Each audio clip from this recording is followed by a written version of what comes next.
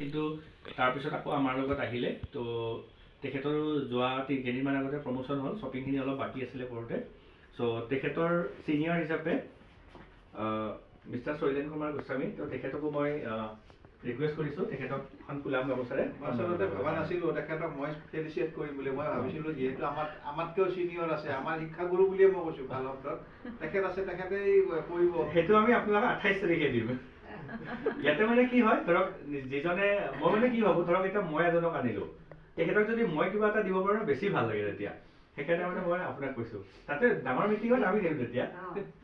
মোৰ এতিয়া কথাটো হ'ল মই কিবা এটা দিয়া মানে মই এইটো বস্তু ভাবোঁ, যেনেকে এতিয়া তাৰমানে তেওঁ মানে হেৰি মানে যিটো পালে প্ৰথম মাহত জইনিং মাহত, তেনেকে যদি খালি যদি তেওঁ যদি 24 কি কয় মানে 40,000 যদি ইনকাম পায়, তেতিয়া মই বিৰাট ছেটিছফাইড হ'ব। তেখেতে যদি কালি পৰহি যদি লাখ টকা ইনকাম পায়, সেইটো মোৰ কাৰণে বিৰাট ছেটিছফেকশ্যন যে মই এটা মানুহ লাখ টকা পাইছে।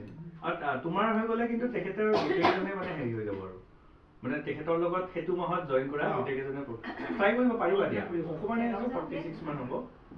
আৰু তোমাৰ তাৰমানে কি হয়, ধৰা আমি 15 তাৰিখৰ ভিতৰত কৰিলে তুমি তাৰমানে কম পইচাতে হৈ যাবা, আৰু নহ'লে তুমি সেইফালে ঠিক আছে।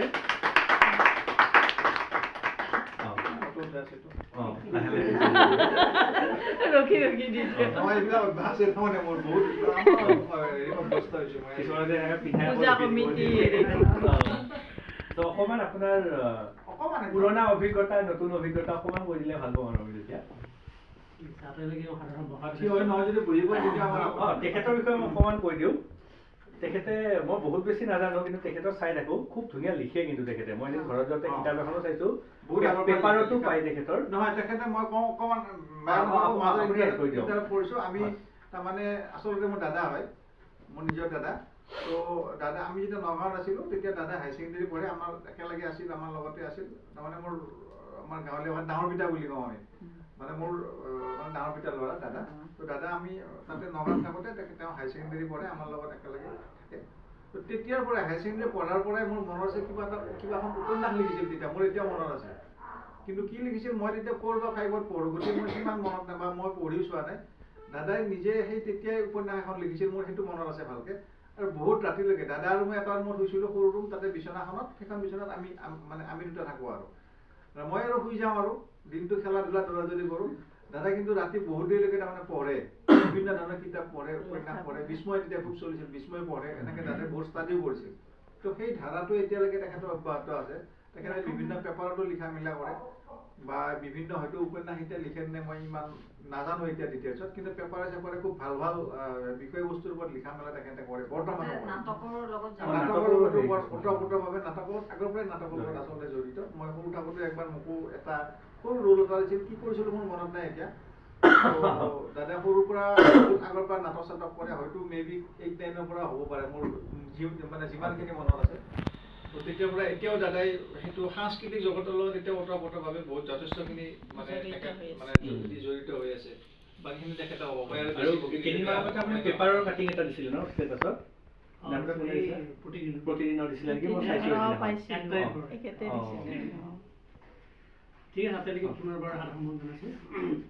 আচলতে মোৰ গোটেই জীৱনত মই আজি পোৱা গামোচাখন মোৰ সৰুকৈ এটা দামী গামোচা। কাৰণ এইকাৰণে যে মই এনেকুৱা গামোচা এনেধৰণৰ বিভিন্ন জনগোষ্ঠীৰ পৰা বহুত পাইছোঁ, কিন্তু সেইবিলাক গামোচাত মোৰ এটা সামাজিক ধৰণৰ কথা আছিলে। এইখন এটা বিজনেছ কমিউনিটিৰ পৰা পাইছোঁ। বিজনেছ কৰা মানুহ মই আচলতে নাছিলোঁ, বিজনেছত সোমাইছোঁ আৰু সোমাই যে আপোনালোকৰ অনুষ্ঠিত হ'লেও যে আপোনালোকৰ পৰা যিটো সাদৰ বা মৰম পাইছোঁ, সেইখিনিৰ পৰা ভাবিছোঁ যে আমি কিবা এটা কৰিব পাৰিম। মোৰ মণিকাৰৰ পৰা প্ৰথম এইমটো আছিলে যে মই নাটক কৰিম, নাটকৰ কাৰণে বহুত পইচা লাগে। নাটক এখন কৰিবৰ কাৰণে মিনিমাম 50,000 মান টকা লাগে। মোৰ কেইবাবাৰো এনেকুৱা ঘটনা আছে যে মই লোন লৈছিলোঁ এবাৰ ঘৰ বনোৱাৰ কাৰণে। লোন লোৱাৰ পইচাটো মই 27,000 টকা মই লোনৰ পইচাটো নাটকত গুচি গৈছে। তেনেকুৱা ধৰণৰ ফাউণ্ডেশ্যন বহুত গৈছে। তেতিয়া মই প্লেন কৰিছিলোঁ কিবা এটা এনেকুৱা কৰিব নোৱাৰিলে যে পইচা পালে মই নাটক কৰিম, পইচা বৰ চ'ৰ্চ লাগে মোৰ। সেই চ'ৰ্চ লৈ পেলাই মই যেতিয়া মুদিকাৰৰ অফাৰটো আহিছিলে, তেতিয়া মুদিকাৰ চুৰেণ গোস্বামীয়ে কৈছিলে, সেই মুদিকাৰৰ কাৰণে মই জইন কৰিছিলোঁ।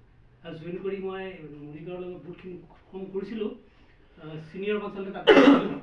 তাৰপিছত আমাৰ মুদিকাৰৰ টীমটো গোটেইখিনি উজনি অসমৰ মানে নগাঁও ফালৰ পৰা তেওঁলোকে আমাক টাইম দিব নোৱাৰে।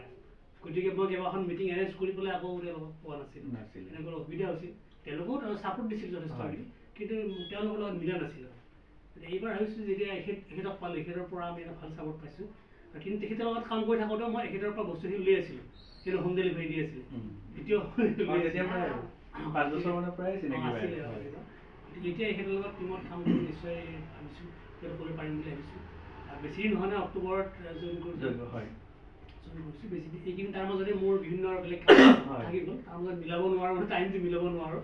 গতিকে মই আশা কৰিছোঁ ইয়াৰ জৰিয়তে মই কিবা এটা আশা কৰিছোঁ আৰু মোৰ সপোন যিবিলাক আছে সপোনবিলাক মই ভাবিছোঁ, মোৰ সপোনবিলাক মোৰ অকল মোৰ নহয়, মোৰ সকলোকে লৈ পেলাই কৰা সপোন। সেই সপোনবিলাকৰ কিবা কিঞ্চিত হ'লেও যাতে মই কৰিব পাৰোঁ, গতিকে আশা কৰিছোঁ। আৰু এতিয়ালৈকে পুনৰবাৰ মোৰ ঘৰৰ সন্মান জনাই মোৰ এই ক্ষুদ্ৰ ক'বলগীয়াখিনি সফল কৰিছোঁ।